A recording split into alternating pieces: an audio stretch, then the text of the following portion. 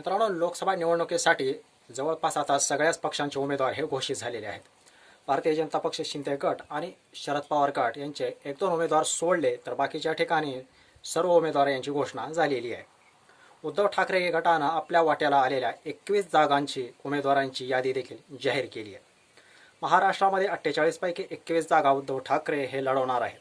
परंतु या 21 पैकी नेमके उद्धव ठाकरे यांचे किती उमेदवार निवडून येतील, ते मतदारसंघ कोणते आहेत आणि या 21 पैकी नेमके किती उमेदवार यांना हे झुंजावं लागेल, विजयासाठी झगडावं लागेल.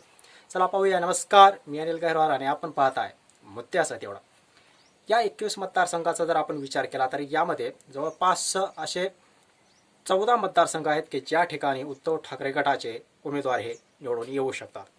यातील पहिला मतदारसंघ आहे तो म्हणजे धाराशिव लोकसभा. धाराशिव लोकसभा मतदारसंघामध्ये ठाकरे गटाकडून सध्या विद्यमान खासदार ओमराजे निंबाळकर हे मैदानामध्ये आहेत. त्यांच्या विरोधामध्ये हो नाही म्हणत राणा पाटील यांच्या पत्नी ज्या भाजपमधून राष्ट्रवादीमध्ये गेल्या आणि त्यांना उमेदवारी दिली. सध्याचं वातावरण पाहिलं तर या मतदारसंघामध्ये ठाकरे गटाचा विजय हा होऊ शकतो. दुसरा मतदारसंघ येतो तो म्हणजे छत्रपती संभाजीनगर. छत्रपती संभाजीनगरमध्ये दानवे यांची नाराजी जरी असली तरी सध्याचं वातावरण हे चंद्रकांत खैरे यांच्यासाठी अनुकूल आहे. चंद्रकांत खैरे यांची ही शेवटची निवडणूक असल्याचं देखील ते सांगत आहेत. सध्याचं वातावरण जर पाहिलं, जरांगे पाटील यांनी उमेदवार न देणं या गोष्टींचा विचार केला तर छत्रपती संभाजीनगरमधून चंद्रकांत खैरे यांचा विजय नक्की मानला जातोय. तिसरा मतदारसंघ आहे तो म्हणजे हिंगोली लोकसभा. हिंगोली लोकसभेमध्ये सुद्धा त्या ठिकाणी शिंदे गटानं दिलेला उमेदवार हेमंत पाटील यांना बदलायची त्यांच्यावर नामुष्की आली. सध्या शिंदे गटाकडून त्या ठिकाणी बाबूराव कदम कोहळीकर ह्या मैदानामध्ये आहेत खरं, परंतु त्या ठिकाणचं वातावरण जर पाहिलं आणि वंचितनं दिलेला उमेदवार जर पाहिला तर वंचितचा उमेदवार हा शिंदे गटाला घातक ठरू शकतो. त्यामुळं हिंगोली लोकसभेमध्ये सुद्धा ठाकरे गटाचे उमेदवार नागेश पाटील अष्टीकर हे विजयी होऊ शकतात. त्या ठिकाणी चौथा मतदारसंघ येतो तो म्हणजे ठाणे. ठाण्यामधून ठाकरे गटाचे विद्यमान खासदार राजन विचारे हेच मैदानामध्ये आहेत. त्यांची उमेदवारी ही खूप दिवसाआधीच ही त्या ठिकाणी जाहीर झाली आहे. विरोधकाकडून अजून हे ठाण्यातून उमेदवार दिलेला नाही आहे. शिंदे गटाच्या प्रत्येक खेळी राजन विचारे या ओळखून आहेत आणि त्यामुळं ठाण्यामधून राजन विचारे यांना हरवणं हे विरोधकांना तितकंसं शक्य नाही आहे. त्यामुळे ठाण्यामधून सुद्धा ठाकरे गटाचे उमेदवार राजन विचारे यांचा विजय हा जवळपास शक्य असल्याचं त्या ठिकाणी बोललं जात आहे. त्या पुढचा मतदारसंघ येतो तो म्हणजे दक्षिण मुंबई.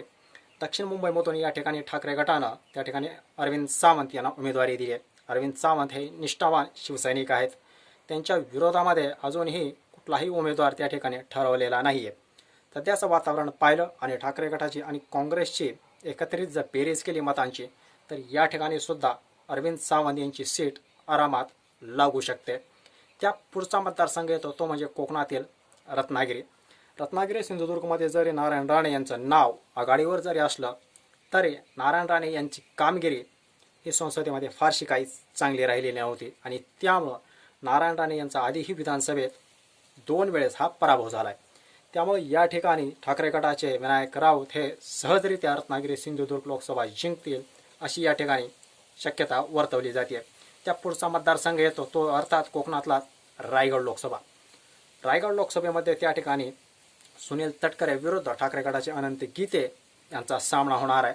परंतु यावेळेस ठाकरे गटाचे अनंत गीते यांनी गेली वर्षभरापासून त्या ठिकाणी चांगली मोर्चेबांधणी केली आणि त्यामुळे त्यांनी केलेले प्रयत्न आणि मोर्चेबांधणी पाहता त्या ठिकाणी रायगडमधून ठाकरे गटाचे अनंत गीते हे विजयाच्या उंबरठ्यावर असल्याची या मतदारसंघामध्ये चर्चा आहे.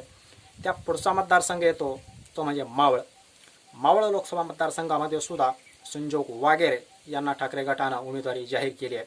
त्या ठिकाणी कदाचित श्रीरंग बारणे हे उमेदवार असू शकतील, परंतु संजोग वागेरे यांचे सर्व पक्षांचे संबंध पाहता संजोग वागेरे सुद्धा या मावळ लोकसभा मतदारसंघातून ठाकरेंची मशाल ते पेटवू शकतील. त्या पुढचा मतदारसंघ आहे तो म्हणजे मुंबई दक्षिण मध्य. मुंबई दक्षिण मध्यमधून ठाकरे गटानं अनिल देसाईसारखा वजनदार नेता उतरवला तर शिंदे गटानं त्या ठिकाणी राहुल शेवाळे यांना मैदानामध्ये उतरवलं. राहुल शेवाळे यांच्यावर आजपर्यंत मोठे आरोप झालेले आहेत. त्यांची इमेज त्या ठिकाणी अनिल देसाई यांच्याशी तुलना करता ही त्या ठिकाणी कुठलीही बरोबरी होत नाही आहे आणि त्यामुळं अनिल देसाई हे दक्षिण मध्य मुंबईमधून विजयी होण्याचे जास्त चान्सेस आहेत. त्या पुढचा मतदारसंघ येतो तो म्हणजे यवतमाळ वाशिम. यवतमाळ वाशिमचा वाद आपण सर्वच जाणता. यवतमाळ वाशिममधून ठाकरे गटानं त्या ठिकाणी संजय उत्तमराव देशमुख यांना उमेदवारी दिली आहे आणि शिंदे गटानं त्या ठिकाणी भावना गवळी यांची उमेदवारी कापून त्या ठिकाणी नांदेडमधील जयश्री पाटील यांना मैदानात उतरवलं आहे. या मतदारसंघामध्ये त्या ठिकाणी आयात उमेदवार हा विषय सध्या जोरात चर्चेत आहे आणि त्यामुळं कुठेतरी लोकांना असं वाटत होतं की संजय राठोड त्या ठिकाणी शिंदे गटाकडून उतरतील, परंतु त्यांनी अंग काढून घेतलं आणि त्यामुळं या ठिकाणी संजय देशमुख यांचा मार्ग सोपा झाल्याचं बोललं जात आहे. पुढचा मतदारसंघ येतो तो म्हणजे हातकणंगले. हातकणंगले लोकसभा मतदारसंघामध्ये राजू शेट्टी यांना आधी पाठिंब्याचा विचार झाला होता, परंतु नंतर त्या ठिकाणी ठाकरे यांनी सत्यजित आबा पाटील सरडूकर यांना मैदानामध्ये उतरवलं.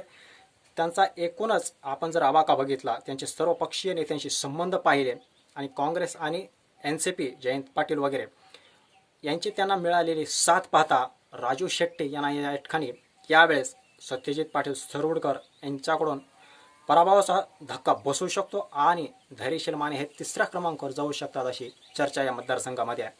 त्या पुढचा मतदारसंघ आहे तो म्हणजे नाशिक. नाशिकमध्ये सुद्धा सध्या महायुतीकडून उमेदवाराची घोषणा नाही आहे. त्या ठिकाणी ठाकरे गटानं राजाभाऊ वाजे हा मराठा उमेदवार दिला आहे आणि त्यामुळे राजाभाऊ वाजे यांचा विजयसुद्धा नाशिक लोकसभेमध्ये शक्य असल्याचं चर्चा आहे.